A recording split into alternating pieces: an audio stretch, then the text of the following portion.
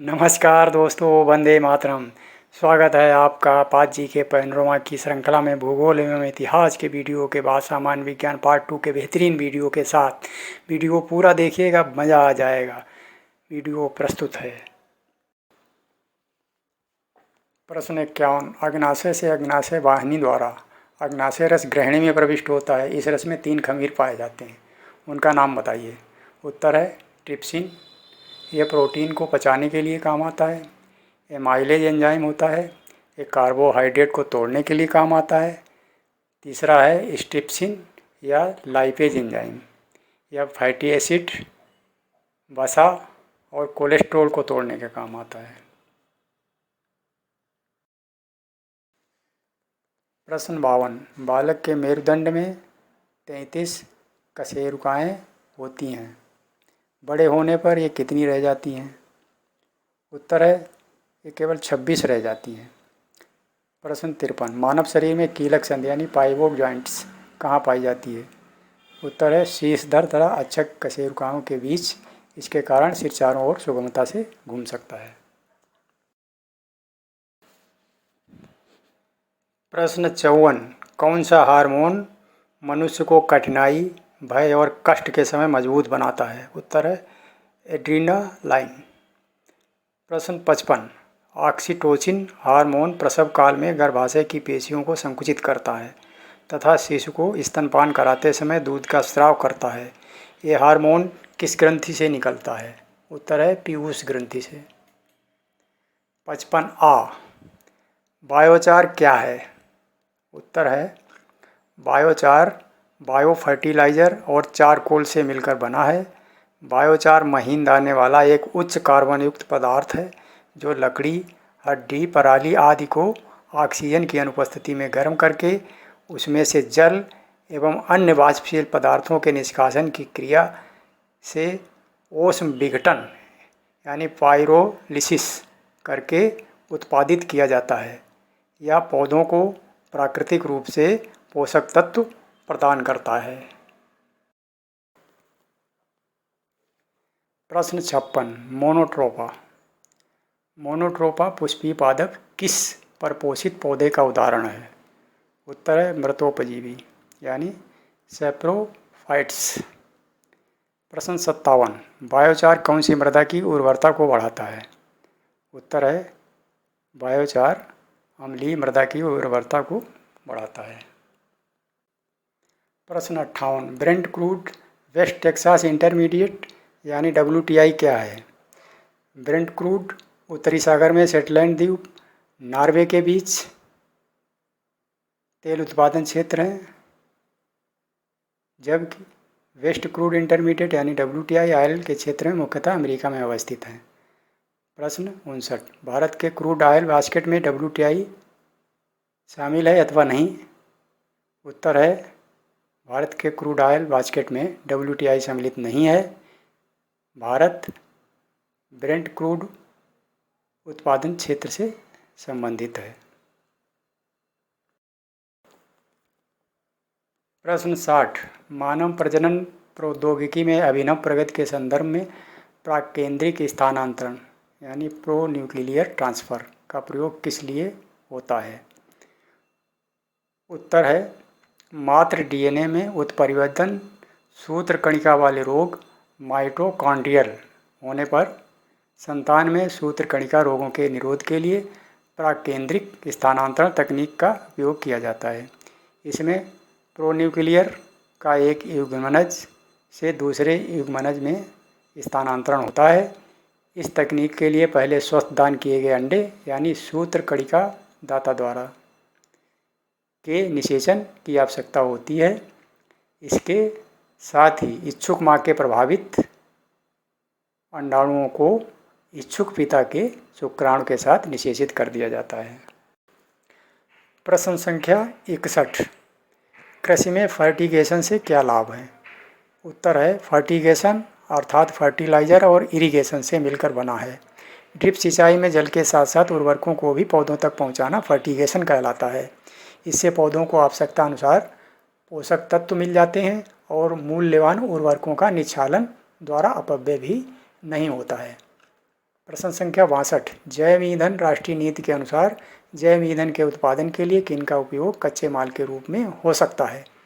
उत्तर है, इस नीति में गन्ने का रस, शुगर वाली वस्तुओं जैसे चुकंदर, स्वीट सोरगम, स्टार्च वाली वस्तुएं जैसे कार्न, कसावा, मनुष्य के उपभोग के लिए अनुपयुक्त व बेकार अनाज जैसे क्षतिग्रस्त गेहूं, टूटा चावल, सड़े हुए आलू आदि के इस्तेमाल को इथेनॉल उत्पादन के लिए कच्चे माल के रूप में किया जा सकता है। प्रश्न संख्या 63, एजोला क्या है? उत्तर है, एजोला मुख्यतः स्वच्छ जल तालाबों, गड्ढों तथा झीलों में पानी की सतह पर तैरने वाला एक निम्न वर्गीय पादप है। भारत में इसकी प्रजाति एजोला पिन्नोटा है। देश में एजोला का प्रयोग धान की फसल में हरी खाद के रूप में किया जाता है। ये नाइट्रोजन के स्थिरीकरण में सहायक है, जिसके फलस्वरूप धान उत्पादन में वृद्धि होती है। प्रश्न संख्या 64, गगनयान कार्यक्रम के सफल समापन के बाद इसरो की योजना क्या होगी? उत्तर है, अगला कदम अंतरिक्ष में मानव की निरंतर उपस्थिति के लिए क्षमता हासिल करने पर केंद्रित होगा।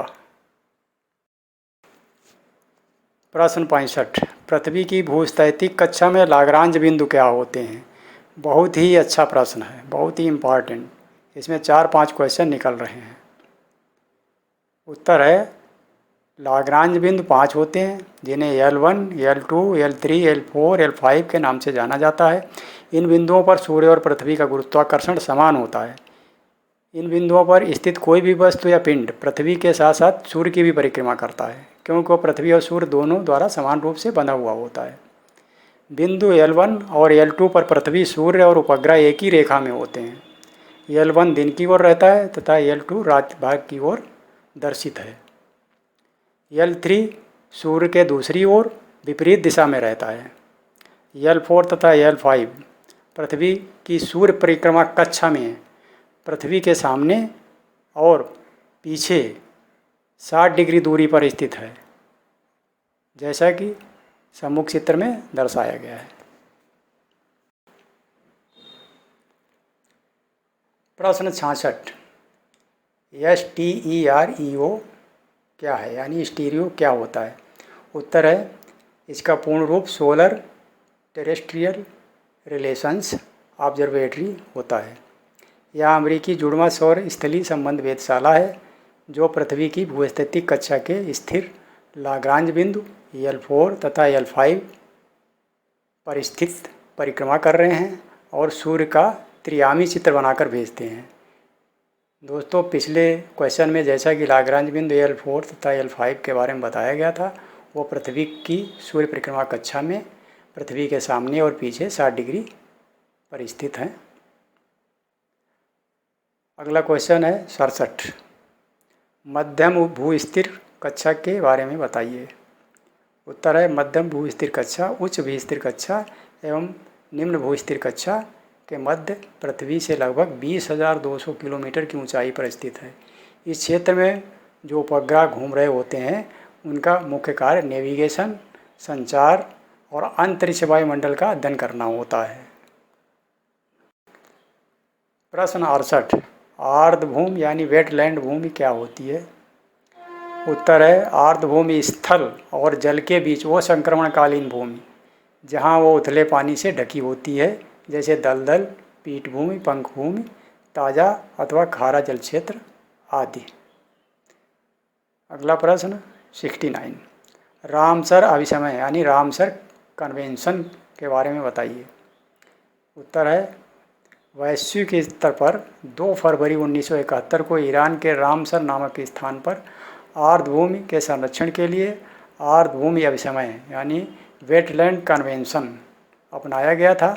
आर्द्रभूमि समझौते में वर्तमान में 171 सदस्य हैं।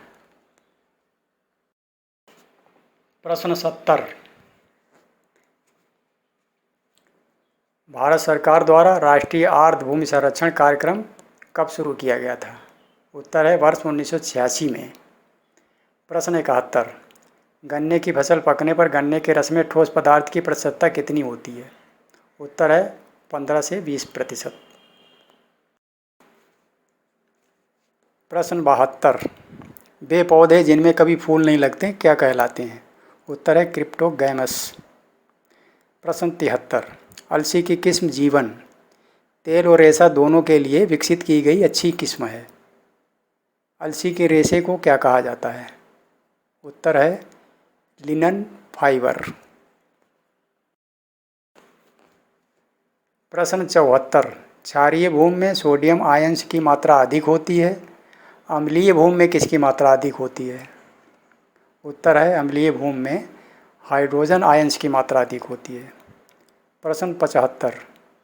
भूमि में क्षारीय लवण की मात्रा 1% से अधिक होने पर कोई भी फसल नहीं उग सकती है।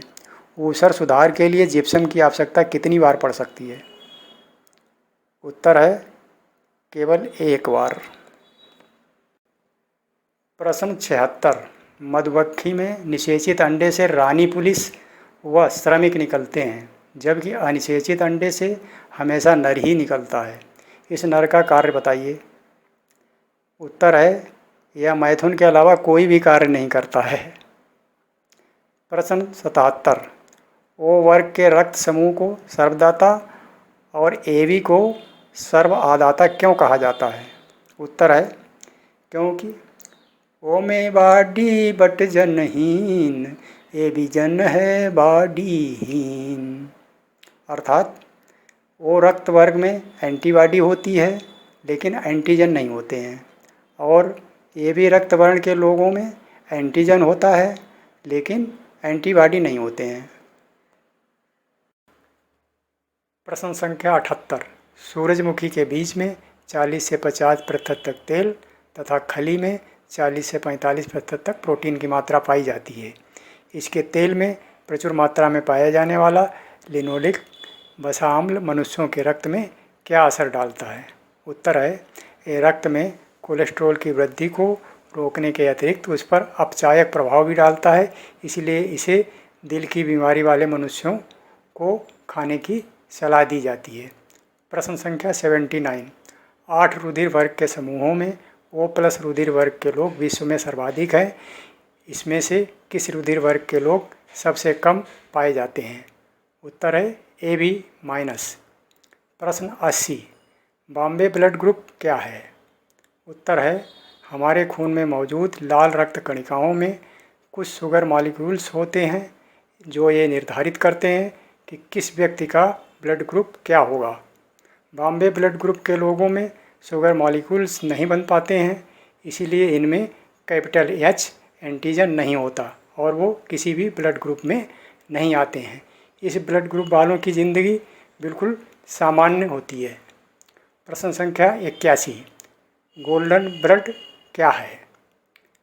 उत्तर है आम मनुष्य के रक्त में RH या तो पॉजिटिव होता है या नेगेटिव होता है, किंतु जिस मनुष्य के रक्त का RH न तो पॉजिटिव होता है न ही नेगेटिव होता है, यानी कि इनके शरीर में RH फैक्टर नल होता है, इस प्रकार के रक्त को गोल्ड ब्लड कहा जाता है। यह रक्त दुनिया के महज 45 लोगों के शरीर में ही पाया गया है, लेकिन इसके डोनर अब भी दुनिया में सिर्फ 9 लोग हैं, इसीलिए इस ब्लड ग्रुप को दुर्लभ माना गया है। यह रक्त किसी भी ब्लड ग्रुप वाले मनुष्य के शरीर में चढ़ाया जा सकता है। प्रश्न 82। 10 दिन से अधिक समय तक उपवास रहने से यकृत पर क्या असर पड़ता है? उत्तर है यकृत कोशिकाएं अपने ग्लाइकोजन भंडार को ग्लूकोज में बदलती हैं।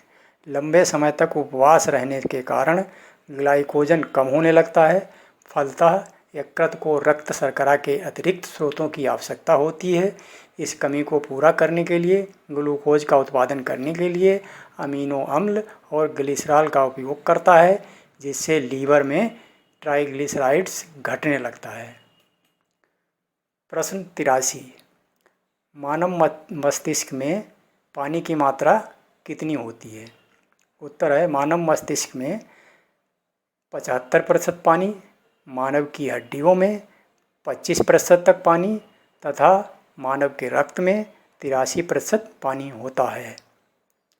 प्रश्न 84। तुलसी के पत्तों में औषधीय गुण किस तत्व के कारण होता है? उत्तर है फिनोल और फ्लेवोनाइड्स की वजह से। प्रश्न 85, गॉसमिर रेशम किससे प्राप्त होता है?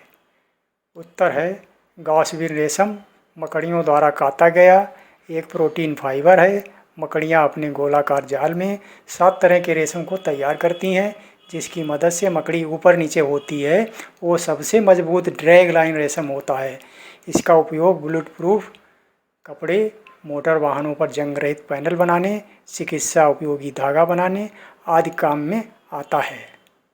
प्रश्न संख्या 86, रिसर्पिन का प्रयोग मुख्यतः किस लिए किया जाता है? उत्तर है रक्तचाप कम करने के लिए। प्रश्न 87, सत्यफल कहाँ उत्पन्न होता है? उत्तर है निषेचन के पश्चात सीधे अंडाशय से विकसित होने वाले फल को सत्यफल या ट्रू फ्रूट कहा जाता है, जैसे आम, नारियल आदि। प्रश्न 88, असत्य फल या कूट फल किसे कहा जाता है? उत्तर है जब फल के निर्माण में अंडाशय के साथ साथ पुष्पासन, बाह्यदल आदि भी भाग लेते हैं। इसे कूट फल या आभासी फल अथवा असत्य फल या फॉल्स फ्रूट कहा जाता है, जैसे सेब, काजू, ककड़ी आदि। प्रश्न 89, कार्निया, लेंस, रेटिना या पूरी आँख में से कौन सा अंग नेत्रदान किया जाता है? उत्तर है कॉर्निया। प्रश्न 90, अनाज, दालें, सब्जियां और दूध में से किसमें प्रोटीन की मात्रा सर्वाधिक होती है? उत्तर है दालों में। प्रश्न 91, गर्भावस्था के दौरान गर्भस्थ शिशु को किस संरचना द्वारा पोषण मिलता है? उत्तर है एमनियोटिक द्रव द्वारा।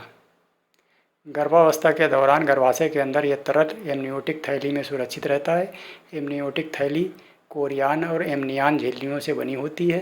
शिशु के जन्म के समय ये झिल्लियाँ फटने से यह द्रव बाहर निकल जाता है। प्रश्न 92, मानव भ्रूण के विकास के लिए किस अंग द्वारा खाद्य आपूर्ति होती है? उत्तर है प्लेसेंटा के द्वारा। प्रश्न 93, क्वाशियोरकर तथा मरासमस बीमारी किस कमी से होती है? उत्तर है प्रोटीन की कमी से। क्वाशियोरकर से कोमा, स्थायी रूप से मानसिक और शारीरिक विकलांगता आदि होने का खतरा रहता है, जबकि मरासमस से बच्चे का वजन घट जाता है, निर्जलीकरण, डायरिया और पेट में सिकुड़न के लक्षण प्रकट हो जाते हैं। प्रश्न संख्या 94, स्तनपायी मछली, उभयचर और पक्षी में से किस कशेरुकी में ऑक्सीजन और ऑक्सीजन रहित रक्त मिश्रित रहता है? उत्तर है उभयचर यानी एम्फीबियन।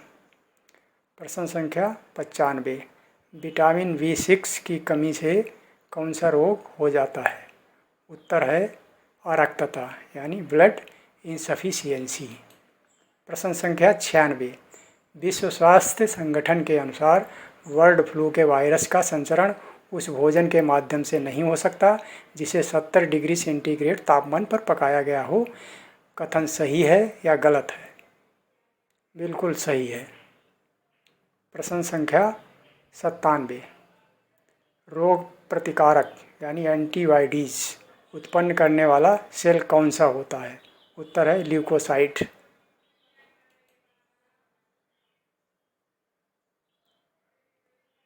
प्रश्न संख्या 98, समुद्री खरपतवार में मुख्यतः क्या पाया जाता है? उत्तर है आयोडीन। प्रश्न संख्या 99, मिनीमाता रोग जल में किसके प्रदूषण के कारण फैलता है? उत्तर है पारा यानी मरकरी। प्रश्न संख्या 100, क्लोरीन के खनिज का नाम बताइए। उत्तर है मैग्नीशियम। प्रश्न संख्या 101, प्रक्षेपास्त्र का विकास सर्वप्रथम किसने किया था? उत्तर है वर्नहर वान ब्राउन, ये जर्मनी के थे। सबसे पहला बैलिस्टिक प्रक्षेपास्त्र यानी मिसाइल A4 था, जिसे सामान्यतः V2 रॉकेट के नाम से भी जाना जाता है। प्रश्न संख्या 102, बिना मिट्टी के पौधों को उगाने की तकनीक को क्या कहते हैं? उत्तर है हाइड्रोपोनिक्स। प्रश्न संख्या 103, रक्तदाब का नियंत्रण अधिवृक्क ग्रंथि द्वारा होता है। हेनले का लूप किससे संबंधित है? उत्तर है यह किडनी की एक कार्यात्मक इकाई है और उत्सर्जन तंत्र से संबंधित है। दोस्तों, उम्मीद है कि आपने बेहतरीन तरीके से समझा होगा। मेरी गुजारिश है कि वीडियो को लाइक और सब्सक्राइब ज़रूर कर देना। बहुत बहुत धन्यवाद। फिर मिलेंगे। वंदे मातरम। जय हिंद।